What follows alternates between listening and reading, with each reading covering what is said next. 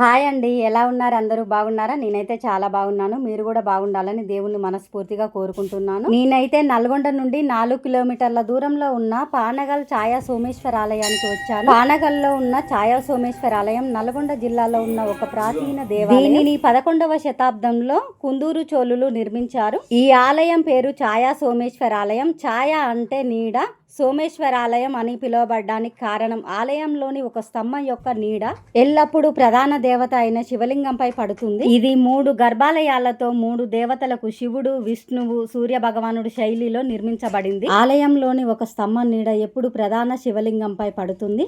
దీనిని వాస్తుశిల్పుల సృజనాత్మకతకు నిదర్శనంగా భావిస్తారు. సుమారు 10వ శతాబ్దంలో పానగల్లుని రాజధానిగా చేసుకుని ప్రస్తుత నల్గొండ, ఖమ్మం, మహబూబ్ నగర్ జిల్లాలను కందూరు చోడులు తమ ఆరాధ్య దైవమైన పరమేశ్వరునికి నిర్మించిన ఆలయాలలో ఇది ఒకటి. సమీపంలో వీరి కోట తాలూకు శిథిలాలున్నాయి. ఇక్కడ లభించిన ప్రతాపరుద్రుని శాసనం ద్వారా కాకతీయ ప్రభువులు కూడా ఈ ఆలయ అభివృద్ధికి కృషి చేశారనడానికి సాక్ష్యంగా నిలుస్తున్నది. ఇక్కడున్న శివలింగం అయితే ఆత్మలింగం అండి. ఇక్కడ ఎవరైనా కొబ్బరికాయలు ఇక్కడనే కొడతారు స్వామివారి దగ్గర. ఇక్కడ వాతావరణం అయితే చాలా ప్రశాంతంగా ఉంది. నేనైతే మా పిల్లల్ని తీసుకొని అప్పటికప్పుడు అనుకొని వచ్చాను. స్వామివారి దర్శనం అయితే చాలా బాగా జరిగిందండి.